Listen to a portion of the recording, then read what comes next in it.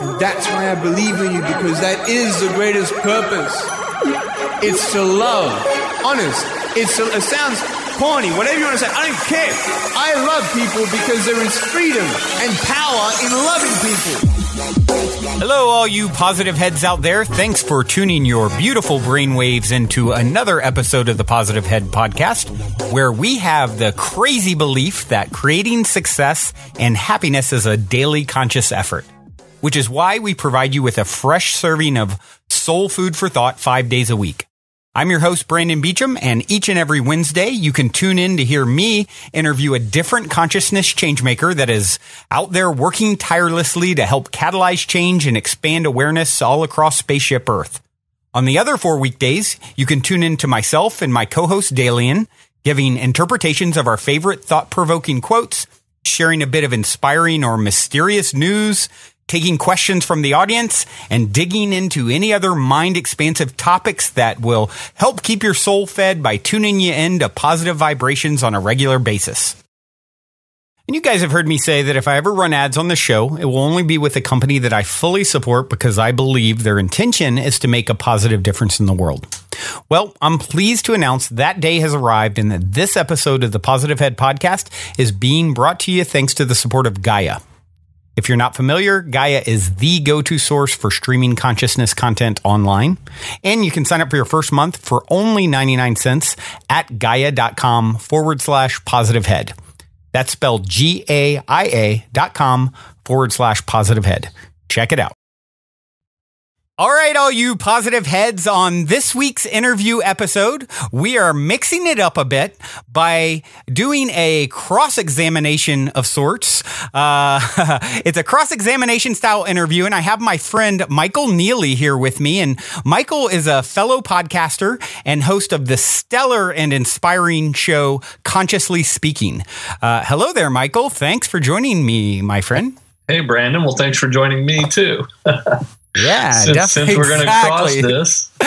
I know, how fun. I mean, we're so used to always interviewing other people. So, we got to talking and we thought, you know what, we can kind of shoot questions back and forth and make it a sort of a mixed up, mashed up version of an interview. And yeah, it's always good to keep it interesting, right? Yeah, totally. And fresh. I think one of the cool things about it is because I have had a guest come on to my show and reverse roles and sit in my seat and interview me. But this is even more fun, I think, because we get to do it back and forth. So it's really cool. Exactly. So I'm going to start it off with asking the question I always started off with. You're in an elevator. You've got 10 floors to answer. The guy next to you, the gal next to you looks over and says, "What's your passion?" What do you say? I would say that I am a conscious thought evangelist. Oh, so I look guess at that. That's probably one floor. And then I've got 9 floors to explain what that means. Which means that I am an advocate for people waking up, building their awareness to really live in the world that we're in. It's kind of like, unplugging in the Matrix. You really just have to bring awareness to everything that you're doing. Absolutely.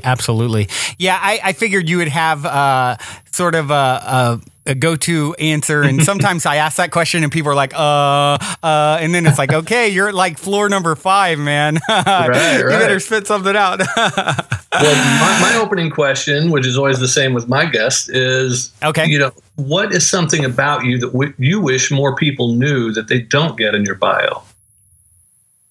Something about me that I wish more people knew. Let's see here. That's a great question, and I have not sat down and thought that one through. Let's see. Something that people don't know a lot of times is I was in a band for a lot of years. And that's how I ended up on the in California originally. So a lot of people that I mix it up with and meet out here aren't really aware of that. That's what brought me out from the East Coast. I grew up in Virginia, and it was pretty cool. A band called Kundalini, and we, at the time, this is going back around 2000-ish, or so. It was still, major labels were still a major factor, and we got a development deal with a major label and played with some really big bands at the time. What was the sort of predecessor for Linkin Park. Their Hybrid Theory was their name at the time, and some other pretty big bands, and so that was really cool. Our bass player's brother, one of our bass player's brother, was a drummer in No Doubt, and so we were kind of right there. And not a lot of people know that, though.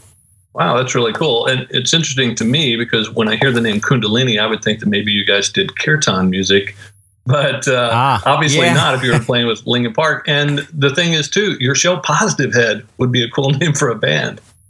Yeah, exactly. Yeah,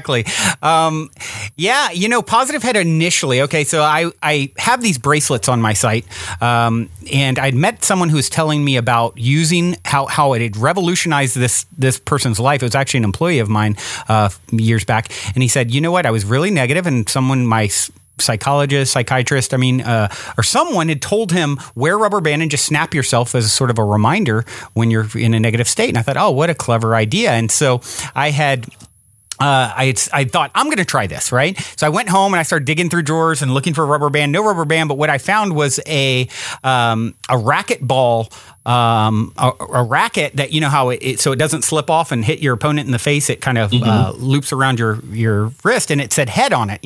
Head makes rackets, tennis rackets as well. And so it just said Head on it. And I said, oh, how perfect. It's for your head, right? And you snap this thing, and it was kind of an elastic, and so I wore it for a day or two, and then it kind of got me to thinking, you know what? I should make bracelets that are recycled, and sort of, that started kind of me down a certain path, and then eventually decided on a podcast, and I already had the bracelet thing idea going, and so here we are. So that's how we ended up. So yeah, my band didn't lead to the name Positive Head, but I agree with you. And the funny thing about Kundalini, a lot of people aren't really, they know the Kundalini yoga, right? It's sort of the grandmother of all yogas, and very spiritual based yoga practice. But at the time I was really opening up spiritually. This is, going back, I think we formed in 97. And I love the idea of, Kundalini being this dormant energy source at the base of your spine. And if you raise it, it's like creative enlightenment or creative energy. And so it's funny now because it's a much more, seems to be anyway, at least in my circle, more prevalently known word than, it was back then. So. Right. Yeah. 20 years ago almost. I know. I can't believe it. Oh, man, how time flies. So you, speaking of music and so forth, you were an actor initially, right? That's sort of how you came out to the West Coast. So we have sort of similar paths out here, it seems. Yeah, except I came from the Midwest. I didn't quite make as long a trek as you did. But 20 years ago, I was jousting and sword fighting for a living. Oh, well, you had to one-up me, didn't you? Well, not trying to one-up you, but I'm just kidding. So Medieval Times Dinner and Tournament down in the L.A. Buena Park area actually is where I started my jousting career when I got my degree in acting and wanted to pursue something that was fun and get an acting at Medieval job. Times? Yeah, totally. That's where I started. Yeah, I love it. Yeah. So jousted for them for 6 years, then another 6 for the New York Renaissance Fair. So I did move to New York. I opened their location out there. And then after I stopped the jousting, I started doing more serious acting, legitimate acting, if you will, and started doing some soap opera work, some film stuff, and then came back out here in 2000 actually, came back to California. Wow. Very, very cool. Yeah. And tell me a little bit, Michael, how did you start on this path? Conscious evangelist. I love that. What led you? How long have you sort of been on this path that you're on? Well, it's interesting, Brandon, that you had mentioned about the acting, because that's really what started my interest in studies into us as humans being and how we are and what makes us tick and why we do what we do. And I use it as character study, of course, when I was acting, but I also used it for my own personal development. And as things grew through that, it became a bigger and bigger interest. And so probably, I guess, after my son was born in 2002, left the acting world, shifted careers, started to actually kind of floundered around a little bit trying to find what it was that I really wanted to do. And all this kept coming back up. And all of my friends were coaches. They were personal development coaches and life coaches. And I started developing an idea for a book, and then the next thing you know, I'm coaching and pursuing it as my full passion and profession. And I felt like, wow, this is really what I want to do. The acting was fun and totally had a blast, but now I feel like I found my calling. Yeah, beautiful. And you now, you currently, speaking of this passion of yours, you really have some interesting stuff going on, and you have something coming up here in essentially going on this week, which is a Conscious Life Summit, correct? Yeah. So what I did is I gathered together a group of 24 conscious thought leaders in different walks of life. So you may, for instance, be someone who is very good in relationship, about being conscious in your relationship, and you work on that. But maybe you're not so conscious when it comes to your eating or your health, your fitness. And so the Conscious Life Summit was about bringing together experts in all these different walks so that the participants can get a feel of, well, what does it mean to be conscious here? How can I employ that in my life as well? What does it mean to be conscious in the bedroom, conscious as a parent, conscious in my business even? So it really kind of covers the gamut. So anybody who wants to be more aware and awake and really cognizant and present to what's going on in all aspects of their lives, this would be the summit to attend. Very cool. And of course, we're recording this, and I'm not even 100% sure when your plan is to release it. I'll be releasing it. Actually, I'm going to try and kind of front burner it so that people can try and hook into the Conscious Life Summit while it's still going on. So it'd probably be mid next week. In which case the summit would still be going on, and people can still get involved at that point. Is that absolutely? Yeah.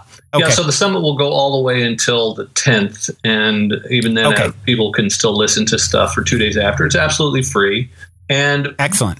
And as far as when I'm going to release it, I don't know, because one of the things that I'm planning to do, and maybe I'll put this as a part of one of the days of the coming week, I'm going back to daily shows between now and the end of the summit, because I'm going to be using my episodes as kind of like recaps and updates and just talking about the summit all week long. Like, hey, here's who we had yesterday. Here's who we've got coming up tomorrow. And maybe we could even use a little piece of this to put in there. Cool. Yeah, that'd be wonderful. Yeah, I do. Yeah. I do daily episodes as well. My format, 4 dailies and then 1 interview a week. So Monday through Friday. So nice. So yeah, it's definitely, as I like to put it, it's a labor of love. And I'm sure you can agree there's nothing more rewarding than getting that email or message from someone saying, hey, I found your podcast and it has, helped to shift my perspective or focus or life in this very positive way. For me, and I know you can relate, Michael, it takes a lot of effort to put this stuff together. Oh my goodness. Just getting a little bit of that fuels me so much. And I'm sure it's the same for you. Yeah, it absolutely does. And I even said that one of the interviews that I was doing actually today, I was asked that question. So like, what feeds my core desire? Mm-hmm. And that was actually, you hit it spot on. When I get an email or some way of knowing that what I've done with my show has had an impact on somebody, it makes my day, makes it all worthwhile. I know. Yeah. I definitely agree. And of course, whatever we're putting out to the world comes back. And I talk often about that sort of thing on my show. And I'm curious. I refer to it as the ultimate nature of reality. Like, what is Michael, what would you say is the ultimate nature of reality? What the heck's going on here? What are we doing on this planet? Yeah. You may not like this answer. Well, and of course, I've heard a lot of different ones, so I'm open. Well, mine is strictly my opinion, of course. And who am I? What do I know? But quite honestly, the answer is nothing. Mm-hmm. We're not here to do anything. We can want to give meaning to everything. Mm-hmm. We can want our lives to have meaning. Of course, we want our lives to have meaning. It's so difficult with humans in this consciousness that we've been given to actually feel that we don't have a purpose or we don't have meaning. But quite honestly, 10,000 years from now, we may not even be here as a species. We don't know. Right. And in the scope of things, in the scope of the universe, we are meaningless, really. Right.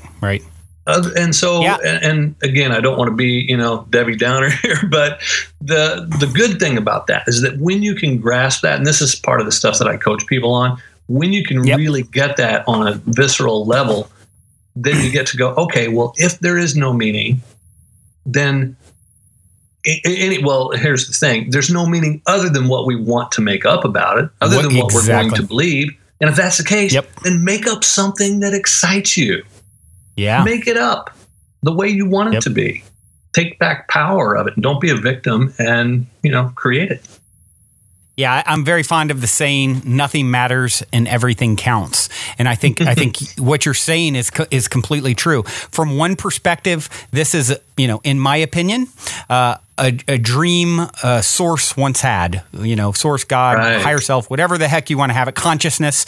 It's a dream that source once had, and it's as meaningful or not meaningful as a dream that you had last night, right? It's just a sort of an iteration of source and sort of a wave in this vast, timeless ocean. Yeah. And although from one perspective, so it means nothing, and from another perspective, it sort of means everything, from my opinion, because it is how source experiences itself, right? Themselves. And so that's sort of my take on it. I love your perspective because I think it's such a valid one. And I think it's all through the lens in which you're viewing reality. From one perspective, absolutely true. It couldn't mean less. From another, it means everything, from the way I look at it, Yeah, absolutely. And that is the way I choose to look at it too. But even then, and I feel like, okay, well, am I making this up? Because how will I know? How do I know I'm not dreaming right now? In all the proof, there's a lot of proof saying that you are. And I love, I love what you're saying is, make it up, because we are the creator and created rolled into one, from my perspective. And so what does the creator do? It creates, it makes it up. It tells a story. And Henry Ford said it best, whether you think you can or think you can't, you're right. And it's like, I am this. Okay. You are that. I am this. I am not that. Okay. Yeah. It's sort of like, as you speak, spelling, you're casting a spell when you use words. It's such a powerful thing. And it goes along with thoughts and feelings as well. You are creating your reality with your perspective. So you might as well make up some really, really good stories. Absolutely. I love that you mentioned, that we are the creator. And I'm not a religious person, but let's say we have some religious. Okay. And so now let's say we have some religious. I say I'm spiritual. I believe I am literally it. Yeah. Right. Yeah. Same here. But let's say we have some religious listeners out there right now or who are hearing this. I want to challenge you to really look at it, what we're saying here, in that if you believe in what the Bible says is that God created man in his image. Right. And if we know that God is not a man, then what image is that referring to? If God is omnipresent and omnipotent, then that's the image we've been created in. And if we're in his image and he is the creator, then we are creators. Right. And so I think it doesn't go against religion to say this, that we do get to create our reality. Yeah. Yeah. No, absolutely. I mean, there's so much that is said in the Bible. I was raised very conservative Christian. My father still door knocks every Saturday morning. I got to give it to him, man. He's definitely, he sticks to it. He's adamant. He knocks for 20 years every morning, inviting people to his church. And, we've had many a debate about what's going on. And I always say to him, Dad, can't you see that, Jesus, let's take what he said. Now, first of all, this was recorded, I don't think they had audio recorders back then, but let's say it is accurate. What is he saying? He says, you'll do greater things than I at one point. I and the Father are one. He was saying he was God, right? It's the same sort of message that we're talking about here now. I'm not saying I'm God in some arrogant, egotistical way. I'm saying it in a way that I believe I'm one with the source that created all things, but so are you. So is the frog. So is the flower. So is the bum under the bridge. So is the president of the United States. It's all emanations of the same consciousness. And so, if you look at sort of the teachings, a lot of that sort of thing is being put across. But in my opinion, it's been misconstrued, misinterpreted, and made, into this sort of dogmatic, creating separation between us and source. You need to worship this thing external of self. And what everyone has found who goes within and spends time in meditation or has had, any sort of spiritual experience sort of is not the separation, but rather unification, right? And I think that says a lot when there's so many people that have had, I had Dr. Eben Alexander on the show. I don't know if you know his story, the neurosurgeon who had, got meningitis, went into a coma for a week. He was brain dead. They were like, pull the plug, no chance of him coming back. He came back with this whole experience on the other side. And of course, the same kind of a message. And he wasn't really a believer in any of this sort of stuff beforehand. And there is just, as he put it, countless stories like that, whether through meditation, whether through, plant medicines or psychedelics, whether through, so many different ways in near-death experience where people have these sorts of experiences. And what I really love about it, and I encourage anyone who's religious to kind of pay attention to, is a lot of these people are coming back, almost all of them, with the same sort of story, as opposed to, no, it's this religion, it's this denomination, it's this faith, this is the path, the one and only path. And, it doesn't really seem that way when you look at the people who are actually not reading or studying about religion or spirituality, but actually experiencing spiritual experience firsthand. Yeah, Brandon, you just mentioned something that really struck me as interesting, and I've never looked into it or followed up on this. But yes, you're right. So many people come back with stories from the other side after having a near-death or full-death experience.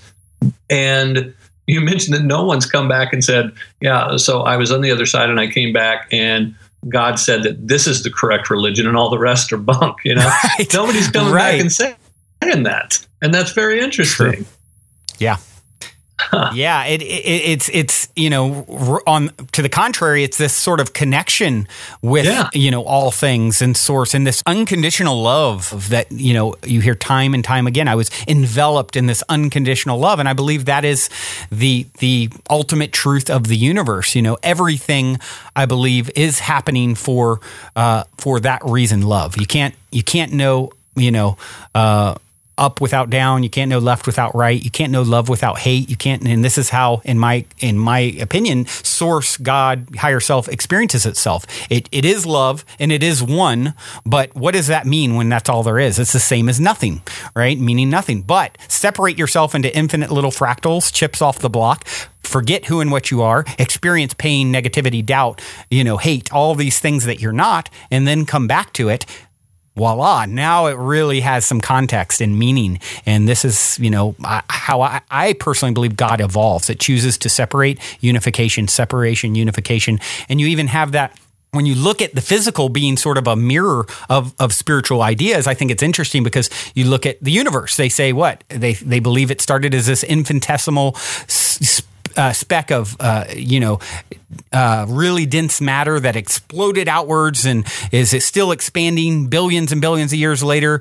They sort of speculate that how could it end? It could collapse back upon itself at some point, What is that? That's sort of like a mirror, the breathing in and out of God, right? Unification, separation, back to unification, separation. And I believe that's sort of the ride that we're on. And this is the ride we take throughout eternity. We choose to forget so that we can experience remembering again, and giving it some level of meaning and in context.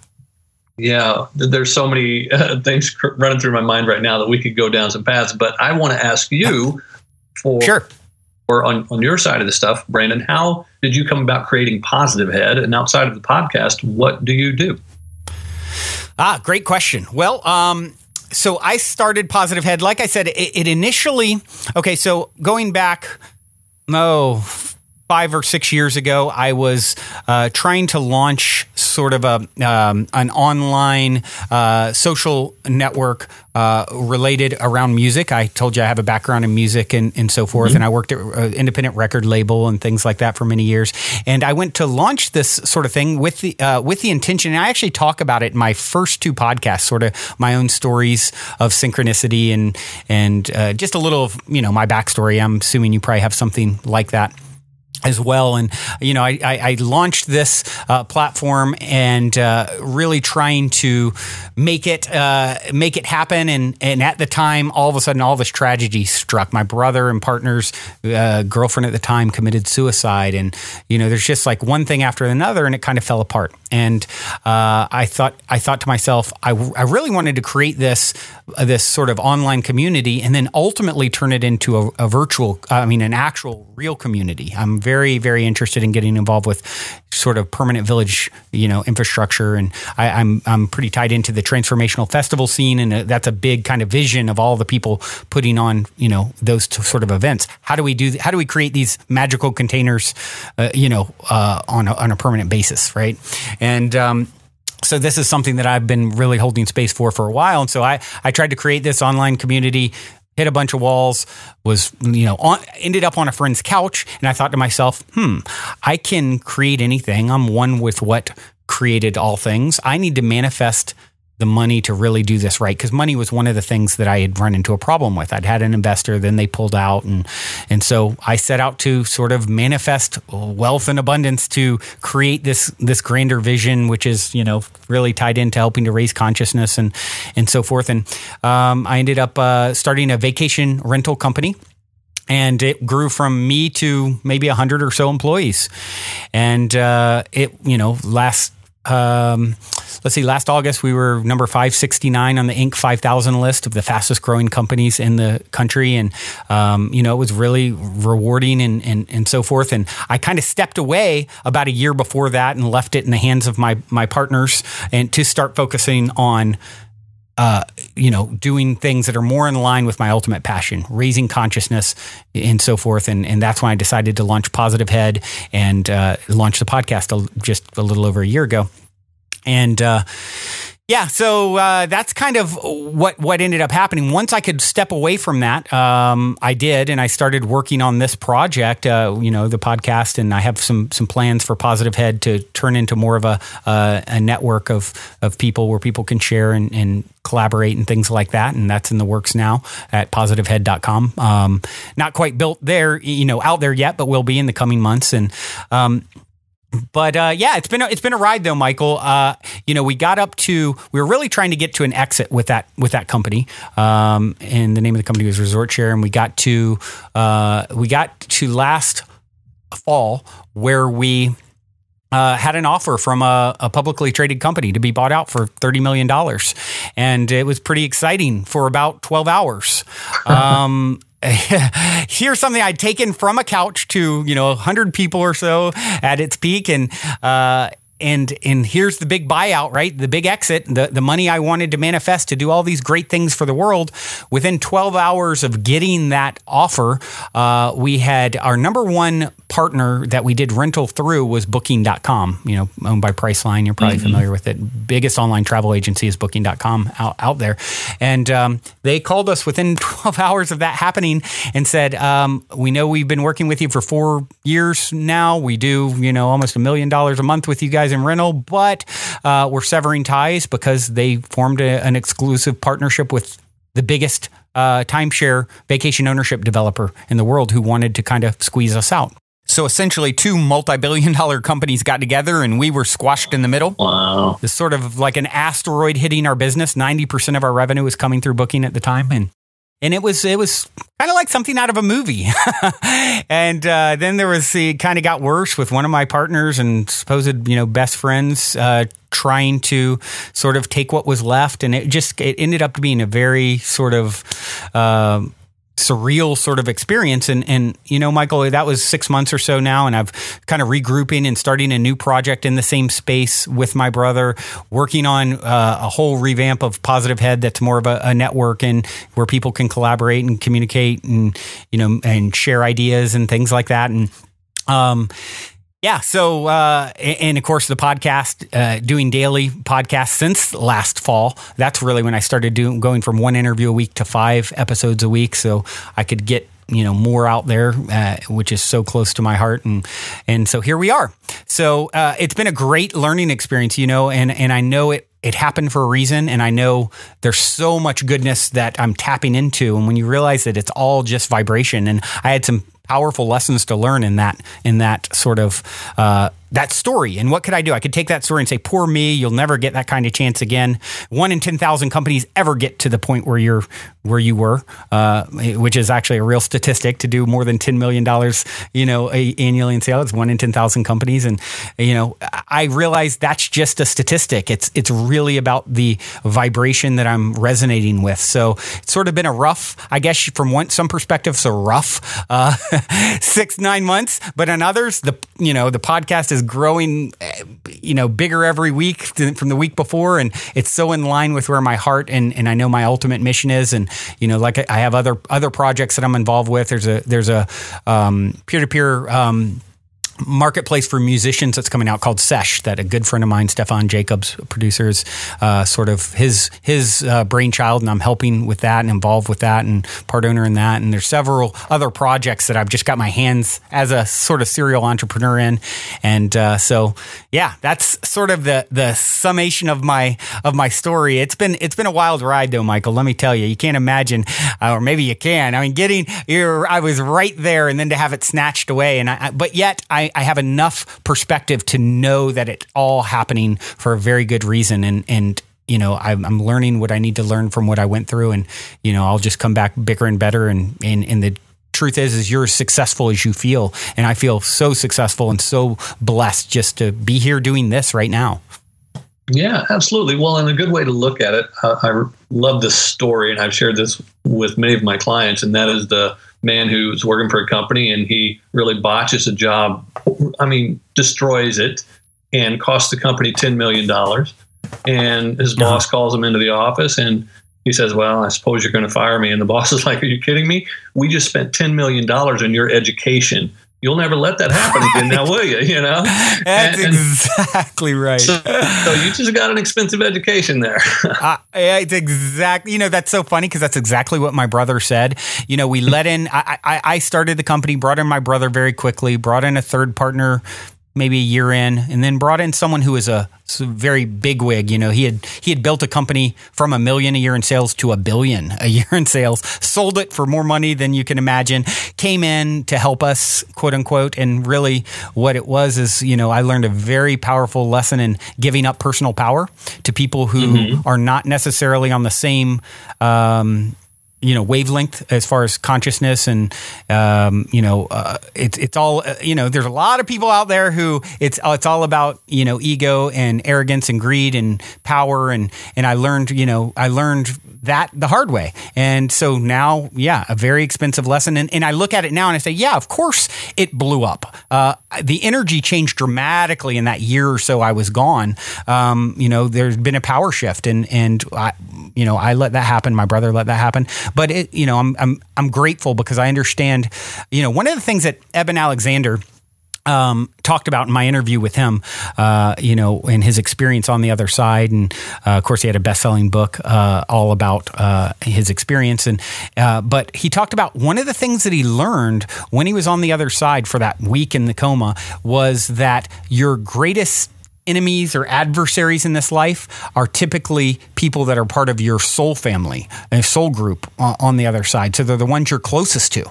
And I can definitely sense some of that with sort of the I dealt with some pretty, serious betrayal from someone that I, really loved and cared about and who told me many times, he loves me like a brother and I've done more for him than anyone else. And it's like, man, I feel sorry for your brother. But, I can see the bigger picture and say, that person is actually teaching me something. It's a gift. It's always, a gift in disguise. The lump of coal is always a diamond, and that is our job, is to look at it from the right angle, to tell the story so that it becomes a diamond, right? Where is the upside? Oh, this awful lump of coal. Wow, there must be something really good hiding behind this. Life is happening for us, not to us. And so that is always how I'm trying to approach any of these types of experiences. And man, have I gotten the opportunity to really put that in practice in the last year of my life. So. All right. Well, now seems like a good moment to take a quick minute to tell those of you who aren't familiar a bit about our sponsor, Gaia. I've been a big fan of Gaia for many years now, which is why they're the only content provider I've ever reached out to in regards to potentially supporting this podcast. So needless to say, I'm very excited they're now supporting the show. Gaia truly is my personal go-to source for streaming consciousness content on the web. They have an incredible 7,000 plus exclusive videos covering 5,000 years of wisdom. Just to give you an example, on the show Missing Links, the incredible researcher Greg Braden explores all the biggest questions concerning who we are, where we come from, where we're going, by connecting the missing links between science and spirituality to complete our understanding of humanity's history and to better understand the interconnectedness of all things. Awesome, right? And that's just one example. As you guys constantly hear me say, it's a daily conscious effort to maintain an elevated vibration. And if you're looking to go deep down the rabbit hole to do so, then Gaia is the best place I know of to do it, period. And you can sign up for your first month for only 99 cents at gaia.com/positivehead. That's spelled GAIA.com/positivehead. Check it out. Wow. How about you? Are you full time? Are you full time working on, michaelneeley.com is your website, correct? Correct. Okay. Yeah. You've got a book coming out, right? And tell me a little bit more about all the projects that you're involved with that surround, the consciously speaking and your writing and so forth. Sure. So my podcast, I started out with it as a 7-day-a-week podcast. And like you, just a little over a year ago, about 15 months ago. And I went from 7 days a week, of which 5 days were interviews. 1 day was a guided meditation, and 1 day was a topical content show. Just me chatting alone or me and a guest host with me. And what happened was then I went on an interim break, as I called it, between seasons. And I knew I was going to do this from the beginning. I had called my show Season 1, Episode 1, and so on. And when I went on break, I didn't go on a full break. I actually trimmed back to 3 shows a week during my interim break. And to me, that was a break. Gotcha. That was, less than half the work. And what I noticed was my downloads didn't drop off. And I thought that was very interesting. And so I started reaching out to my listeners and saying, hey, what's going on? I noticed that my downloads, I'm getting just as many downloads, but I have fewer episodes coming out. And the feedback I got, it was very interesting. And the feedback I got was that they were unable to keep up with 7 shows a week. It was just too much content. And that when there was 3 shows, they would listen to all of them. But if there were 7, they would have to pick and choose. And so I thought, that's fantastic information. And so beginning season 2, I just decided to keep it at 3 shows a week. And one of the things I've done, and this is where I'm a little bit crazy in this, answering the part about what all I've got going on. So I've taken the guided meditations and I'm about ready to launch a separate show just for those. And it'll be a once a week show called Meditate on This. And that will hopefully launch within the next month or so. And and I'm also going to, and then I'm also going to start another 7-day-a-week show. So I'm going to have a 1 day, a 3 day, and a 7-day-a-week show. And my 7 day, though, is going to be short format, where it's just quick little bits of inspiration, motivation, and that show is going to be called Stoked. Wow. And I thought I was crazy doing 5 a week. That's awesome. It's funny that you mentioned that too, because I've thought the same thing. And I've had people give me that feedback that like, hey, I can't listen to them all, but I listen to them sporadically. And I do hear others who say, I've had several feedback in the last even week that it's sort of like their morning cup of coffee. They listen every day. So I imagine there's probably some who just have to pick and choose because 5 is too many. And I'm curious, and it has, because I have so much going on, after what has kind of happened in my sort of business world in the last, professional life in the last 6 months, I'm, got all these new projects I've got my hands in, plus juggling 5 episodes. And I've thought that before. I wonder if, it would be a loss. And I know it would be to some if I did 3, and 3 is actually what I was considered, but haven't really experimented with that. So maybe it's a good question to put out to the audience. So any of my listeners, I'd love to hear your thoughts on that. Would you be terribly horrified if I cut down to 3, or would that be just the same to you? I'd love to know those statistics, Yeah, and if you've been at it for over a year, they may use that break to catch up on episodes that they missed in the past. Because that's the other thing I've noticed is that a lot of my older episodes are still getting a lot of plays, and I think it's people going back and checking it out. Yep. So yeah. And then you asked about the book too, and my book I hope to have out in November, but doing everything that I'm doing, it just keeps getting pushed to a back burner. But it's called The Art of Forgetting, and it's very much about a lot of what we've talked about how if we're going to create our lives, let's create a positive story. I teach people how to go in and get rid of the bad part of their stories. There are things that happen to us in life. There are the facts, and then there's what we make that mean. And the part that we make up about it, that's pure fiction. Yep. And frequently that fiction that we make up holds us back from true success and abundance. And so that's what the book is all about. It's called The Art of Forgetting, because it's to teach you to go in there and dissect your stories, keep the fact, let that live, and then forget about the part that you just made up that is holding you back. Yeah. Yeah, I'm such a huge proponent of that idea. You're making it all up. Start telling good stories. It's such a powerful piece to grasp about your life and reality. It really, really is. Yeah. So one of the questions I always like to ask, curious, I'm hoping you have something juicy for us. I always, as a staple, ask if my guests have a story of synchronicity, serendipity, positive paranormal story, something like that to share. You got anything for us? Well, you know what I have, which is actually the reverse. Okay. Interesting. And so this is more for me, this is like, I don't know that I would even call it the negative story, but let me just put it this way and then you decide. Okay. But I noticed that anytime I override my inner knowing and I do something anyway, and typically this will happen if I've got a no to something, like I don't want to do this, but I do it anyway. If I say yes, and by the way, and I'm not saying I don't want to get up and work and then that type of an override. I'm talking about, and I'll use some real world examples. At one point, a friend needed a ride to the airport. Wasn't even really a friend. It was like a coworker, or more like an acquaintance. And I was like the last resort. No one else could take him. And I'm like, I really did not want to do it. And I did it anyway. Right. And what happens, I've noticed time and again, when I override, the universe hits me with a sledgehammer. And so in that particular instance, got in a car accident. Of course. And this one point, this woman I was seeing, she really wanted me, we lived like 30 miles apart. She really wanted me to come to her town and see this event with her. And I really did not want to go, but she was very persuasive, and I begrudgingly went, and I get a speeding ticket, cost me $300 on the way.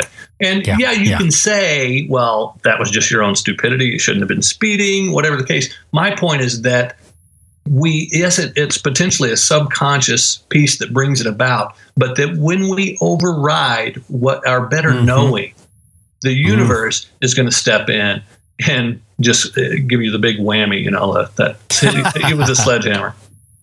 So, I'm so glad you answered it that way, because it's such an important piece and an important, perspective that is not really one that I've shared, or touched on too much. It's always sort of the positive angle with it. But you're right. I can think back to a time, I was dabbling in the stock market for the first time, and I got a little bold with what I was doing, and I got a very clear message about pulling back, and I didn't want to pull back. I had been winning, right? And what happened? Sledgehammer, and all I could think back to was that 2 weeks earlier or whatever, when I was like, oh my gosh, why didn't I listen? I knew it then. I knew it like I knew it like I knew it, and I didn't want to hear it. And I didn't take that sign. And so, yeah, I think it's such a great insight for you to kind of look at it from that angle. I love that.